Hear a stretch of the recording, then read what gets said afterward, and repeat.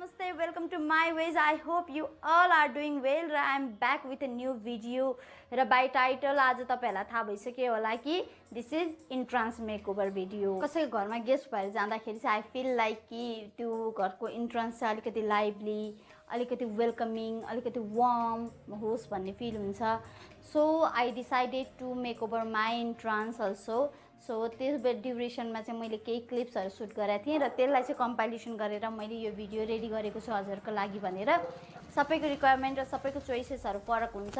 त्यही भएर चाहिँ मैले जुन मेरो सेटिङमा युज गरे त्यो सबै मेरो चोइस र मेरो रिक्वायरमेन्ट अनुसार गरे र यु क्यान चेन्ज एनीथिङ. तपाईलाई जस्तो कुरा मन लाग्छ त्यस्तो कुरालाई युज गरेर मेकओभर गर्न सक्नुहुन्छ. यसबाट चाहिँ जस्ट एउटा आइडिया लिनु भयो भने पनि that is a big deal for me. र विदाउट फर्दर चटरपटर let's directly jump to the video.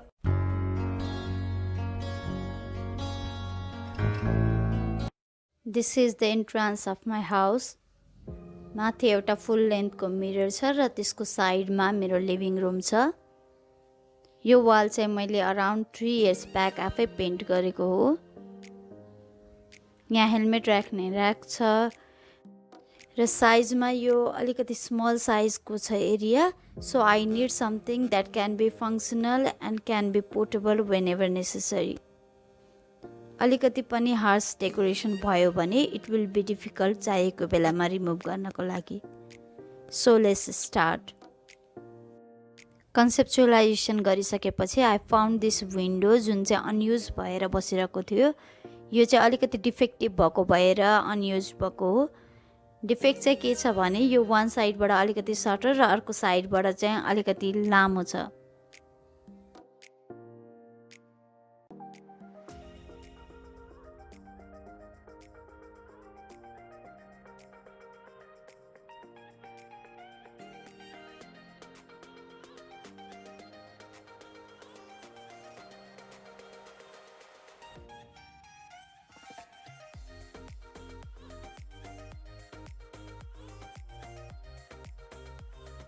जुन सर्टर साइड हो त्यसलाई चाहिँ म फेभिकल युज गरेर प्लाइवुडमा स्टिक गर्छु र then I will secure it with 4 or 5 nails.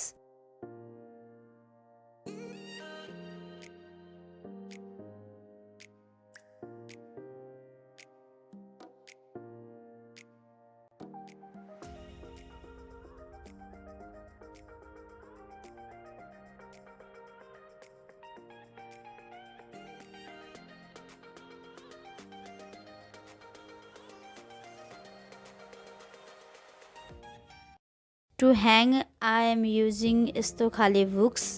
यसलाई के भन्छ आई डोन्ट नो रियली, तर यो फ्रेमको पछाडितिर युज हुन्छ. But this is a bit stronger one. He is my husband and he is helping me to drill. Hook लाउनुको अर्को पर्पज के पनि हो भन्दाखेरि चाहिएको बेलामा त्यो इजिली रिमुभ गर्न सकिन्छ. फाइनली त्यो सेल्फ यस्तो देखियो. Now it's time for some color. Wall already pattern भएको भएर म यसलाई व्हाइट कलरले पेन्ट गर्दै छु, प्लेन व्हाइट कलरले, सो दैट यसले लाइटलाई रिफ्लेक्ट गरोस्. मैले यसमा 4 to 5 coat of enamel paint गरेपछि मात्र यो रेडी भयो. I had this circular ply. Let's see यसबाट हामी के बनाउन सक्छौं. With zero concept, I am painting it black. And this too with white enamel.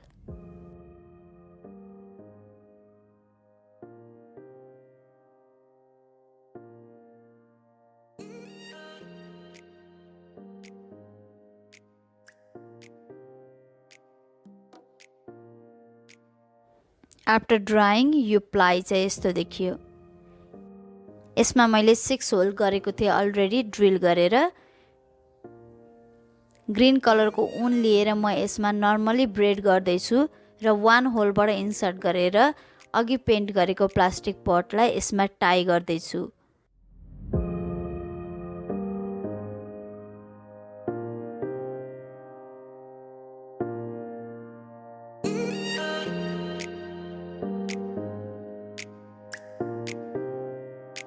Finally यो यस्तो देखियो.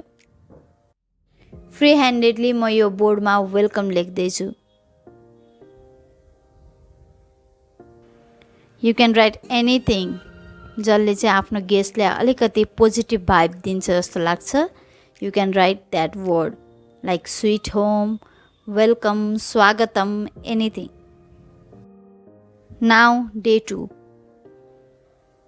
प्रिपेयर मटेरियललाई अरेन्ज गर्ने टाइम।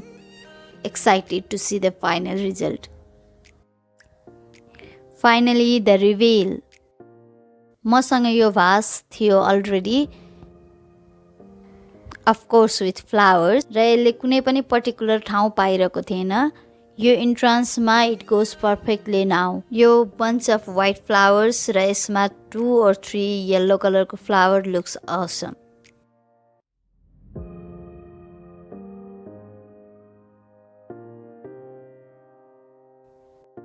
डेकोरेसनको आइटमहरूलाई एउटा साइडमा राखेर स्मल पोर्सन अफ एरिया मैले यहाँ खाली छोडेको छु so that it will be convenient for guest to keep their belongings. यो पित्तलको करुवा आई अलरेडी ह्याड, तर यसलाई एक्ज्याक्टली के भन्छ आई डोन्ट नो। हजुरलाई थाहा छ भने प्लिज कमेन्ट गरेर भनिदिनुहोस्।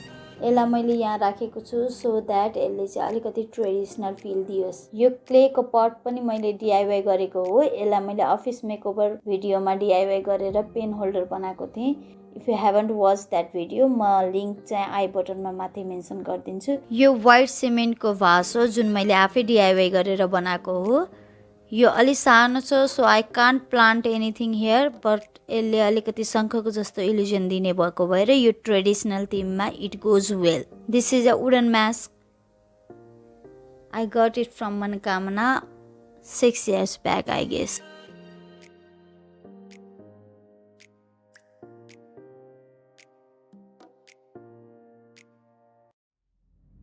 As a whole, my traditional theme based self is ready to welcome guests. And that is the DIY board.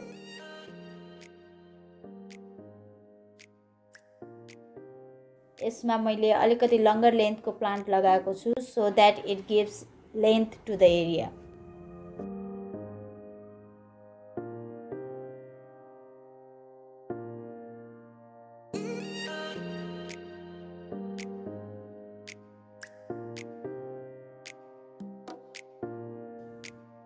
यो साइडको वाल चाहिँ अलिकति ब्ल्याङ्क देखिएको भएर मैले यसमा मनी प्लान्टलाई सिलिङ बनाएर लगाएको छु र त्यो एउटा ब्रोकन टी कप हो जुनमा मैले प्लान्ट लगाएर त्यसलाई पनि सिलिङ बनाएर ह्याङ गरिदिएको छु।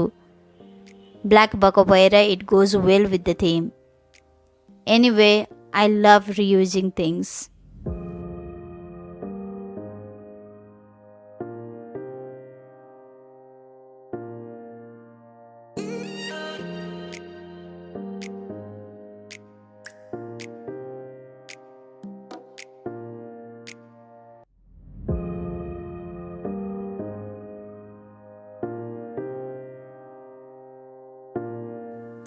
This is before and this is after.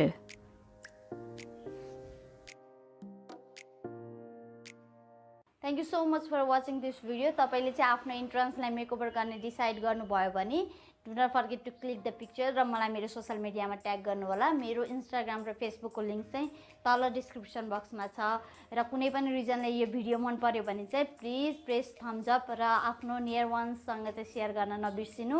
And most important do not forget to subscribe my channel. र दिएको रेड सब्स्क्राइब बटनमा क्लिक गर्नुहोस् र साइडमा भएको नोटिफिकेसन बेललाई पनि क्लिक गर्नु। I will be back with a new video soon. Stay safe and stay